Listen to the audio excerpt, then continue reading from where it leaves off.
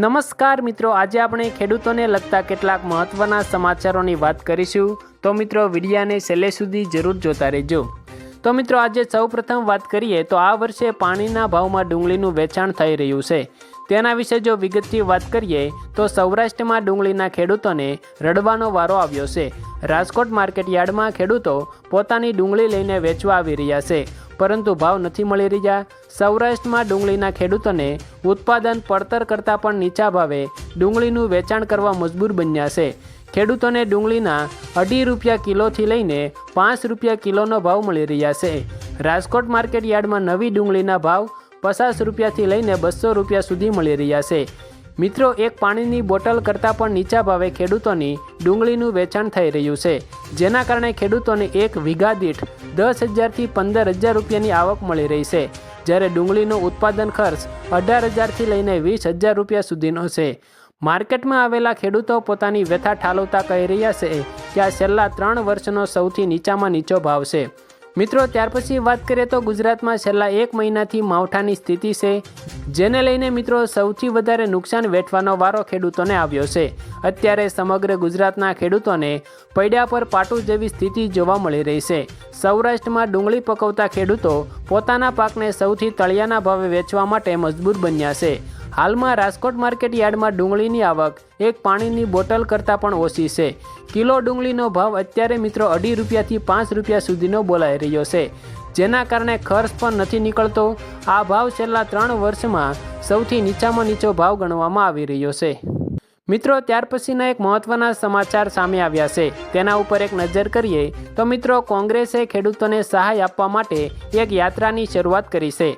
મિત્રો, તેના વિશે જો વિગતથી વાત કરીએ તો ગુજરાતમાં કમોસમી વરસાદના કારણે રાજ્યના 249 તાલુકાના 16,000થી વધુ ગામોમાં પાકોને નુકસાન થયું છે, એટલે કે લગભગ 90% તાલુકા અણધાર્યા વરસાદથી અસરગ્રસ્ત બની ગયા છે।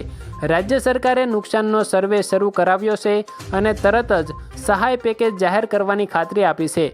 આ દરમિયાન મિત્રો ગુજરાત કોંગ્રેસે આજે 6 નવેમ્બરના રોજ ગીર સોમનાથ જિલ્લાના તલાલા ગામથી ખેડૂત આક્રોશ યાત્રા શરૂ કરશે, જે સૌરાષ્ટ્રના 11 જિલ્લાઓને આવરી લેશે અને 13 નવેમ્બરના રોજ દ્વારકામાં સમાપ્ત થશે। તેના વિશે વધારે માહિતી મેળવીએ તો મિત્રો આ યાત્રામાં કમોસમી વરસાદના કારણે મોટા પાયે પાકને થયેલા નુકસાન સામે ખાસ રાહત પેકેજ અને 100% કૃષિ લોન માફીની માંગણી કરાશે। આ યાત્રા ગીર સોમનાથ, જૂનાગઢ, અમરેલી, ભાવનગર, બોટાદ, સુરેન્દ્રનગર, મોરબી, રાજકોટ, જામનગર અને પોરબંદરમાંથી પસાર થવાની છે। કોંગ્રેસના અગ્રણી તુષાર ચૌધરી, રાજ્યસભાના સાંસદ શક્તિસિંહ ગોહિલ, મિત્રો સાંસદ ગેનીબેન ઠાકોર અને દરેક વિસ્તારના 3 જિલ્લા સ્તરના કોંગ્રેસના કાર્યકરો સહિત સિનિયર નેતાઓ ખેડૂતોના નુકસાનની જાણકારી મેળવવા દરેક ખેતરોની મુલાકાત લેશે।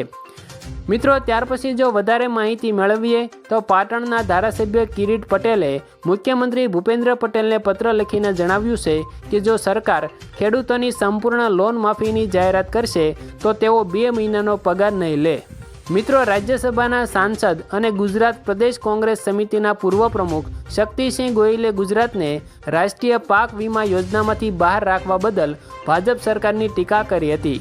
તેમણે જણાવ્યું હતું કે જો કર્ણાટક અને તેલંગાણામાં કોંગ્રેસની સરકાર ખેડૂતોના ખાતામાં પ્રતિ એકર 16,000થી 18,000 રૂપિયા સીધા જમા કરી શકે છે, તો ગુજરાતમાં ખેડૂતોના દેવા કેમ માફ ન કરી શકાય। મિત્રો, ત્યાર પછી આગળ વાત કરીએ તો મિત્રો આ યાત્રા દરમિયાન રાજ્યના કૃષિમંત્રી જીતુભાઈ વાઘાણીએ જાહેરાત કરી હતી કે 9 નવેમ્બરથી SSP એટલે કે લઘુત્તમ ટેકાના ભાવે મગફળીની ખરીદી શરૂ કરવામાં આવશે। ત્યારબાદ અડદ, મગ અને સોયાબીનની ખરીદી શરૂ કરવામાં આવશે। ખેડૂતોને મિત્રો આ અંગેની માહિતી SMS દ્વારા જાણકારી આપવામાં આવશે। તો મિત્રો આજે આપણે કેટલાક ખેડૂતોને લગતા મહત્વના સમાચારોની વાત કરી। વિડીયો જો પસંદ આવ્યો હોય તો વિડીયોને લાઇક અને ચેનલને સબસ્ક્રાઈબ જરૂરથી કરી દેજો।